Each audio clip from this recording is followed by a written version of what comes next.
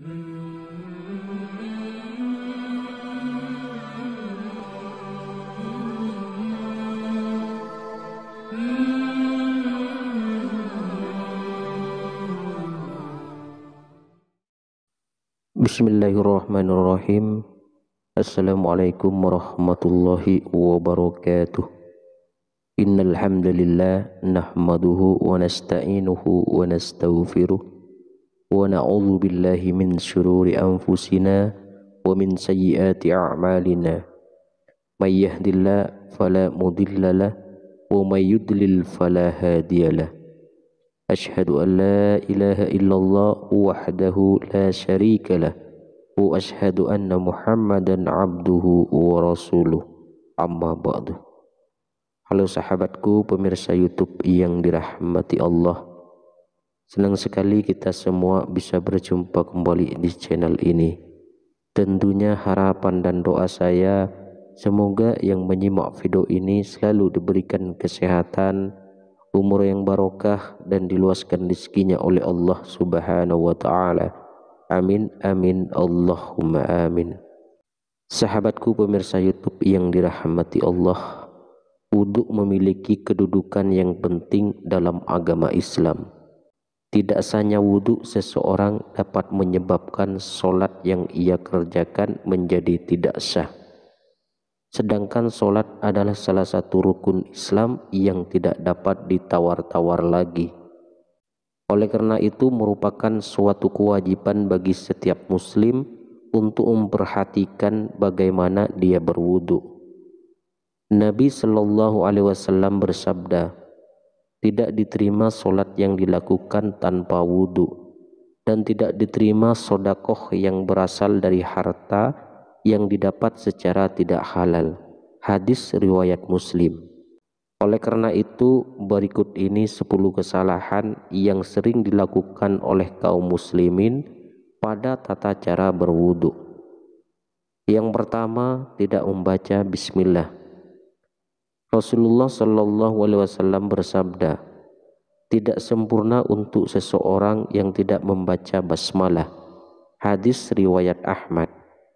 Yang kedua, tidak sempurna membasuh anggota wudu.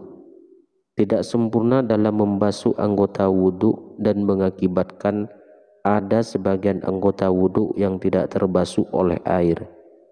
Imam Al-Bukhari rahimahullah meriwayatkan dalam kitab sahihnya dari Muhammad bin Ziyad, dia berkata, aku mendengar Abu Hurairah radhiyallahu anhu. Saat itu beliau melewati kami dan orang-orang sedang berwudu. Sempurnakanlah wudu kalian.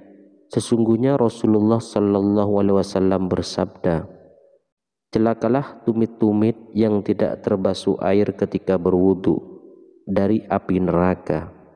Dan dari Khalid bin Mi'dan, dari sebagian istri-istri Rasulullah Sallallahu Alaihi Wasallam, sesungguhnya Rasulullah Shallallahu Alaihi Wasallam melihat seorang laki-laki yang sholat, sedangkan di punggung kakinya terdapat bagian mengkilap karena tidak terbasuh oleh air wudhu, seukuran uang dirham atau logam. Maka Nabi menyuruhkan untuk mengulang wudhunya. Hadis riwayat Imam Ahmad dan Abu Daud menambahkan dan mengulang sholat. Lalu yang ketiga, membasuh anggota wudhu lebih dari 3 kali. Ini adalah was-was dari setan, karena Nabi Shallallahu Alaihi Wasallam tidak pernah menambah cucian dalam wudhu lebih dari 3 kali. Sebagaimana yang sabit dalam Sahih Al-Bukhari bahwa Nabi Shallallahu Alaihi Wasallam berwudhu 3 kali. Maka yang wajib atas seorang muslim adalah membuang semua was-was dan keraguan-raguan yang muncul setelah selesai wudu, dan jangan dia menambah lebih dari 3 kali cucian untuk menolak was-was yang merupakan salah satu dari tipuan setan. Yang keempat, boros dalam penggunaan air. Ini adalah terlarang berdasarkan firman Allah Subhanahu wa taala, dan janganlah kalian berlebih-lebihan. Sesungguhnya Allah tidak menyukai orang-orang yang berlebih-lebihan. Quran Surah Al-An'am ayat 141 dan Al-A'raf ayat 31. Rasulullah pun bersabda tentang hal ini, "Janganlah kalian boros dalam penggunaan air." Maka beliau saat berkata, "Apakah dalam masalah air ada pemborosan?" Beliau bersabda, "Ya, walaupun kamu berada di sungai yang banyak airnya." Hadis riwayat Ahmad. Yang kelima, menyebut nama Allah di dalam WC atau masuk ke dalam dengan membaca sesuatu. Di dalamnya terdapat zikir kepada Allah. Ini adalah hal yang makruh. Maka sepantasnya bagi seorang muslim untuk menjauhinya. Dari Ibnu Umar radhiyallahu anhu, beliau berkata, ada seorang lelaki yang berlalu sementara Rasulullah sallallahu alaihi wasallam sedang kencing. Maka orang itu pun mengucapkan salam, tapi Nabi tidak membalas salamnya. Hadis riwayat Muslim. Hal ini karena menjawab salam dalam termasuk zikir. Yang keenam, beristinja atau mencuci dubur setelah buang angin. Tidak ada istinja ketika buang angin atau kentut. Istinja hanya pada buang air kecil dan buang air besar. Maka tidak disyariatkan bagi orang yang kentut untuk beristinja sebelum berwudu, sebagaimana yang dilakukan oleh sebagian orang. Imam Ahmad rahimahullah berkata, tidak terdapat dalam Alkitab, tidak pula dalam sunnah Rasulnya, adanya istinja dalam kentut, yang ada hanyalah wudu. Yang ketujuh, tertidur kemudian tidak mengulang wudu. Sebagian orang tertidur di masjid, kemudian apabila iqamah dikumandangkan, dibangunkan oleh orang di sebelahnya, lalu langsung bangkit sholat tanpa berwudu lagi. Orang yang seperti ini wajib baginya untuk berwudu, karena dia lelap dalam tidurnya. Adapun kalau dia sekedar mengantuk dan tidur ringan sehingga masih mengetahui siapa yang ada di sekitarnya, maka tidak wajib baginya untuk berwudu lagi. Yang kedelapan, meninggalkan istinsyak dan istinsyar. Istinsyak adalah menghirup air lewat hidung sampai ke pangkal hidung, dan istinsyar adalah mengeluarkan air yang dihirup tadi dari hidung. Sebagian kaum muslimin ketika berwudu hanya memasukkan jarinya yang basah ke dalam hidung. Dalil tentang istinsyak dan istinsyar adalah hadis yang terdapat dalam Sahih Al-Bukhari. Dari Umran, beliau menyifati wudu Utsman radhiyallahu anhu, kemudian ia memasukkan tangan kanannya di bejana, lalu ia berkumur, menghirup air ke hidung dan mengeluarkannya.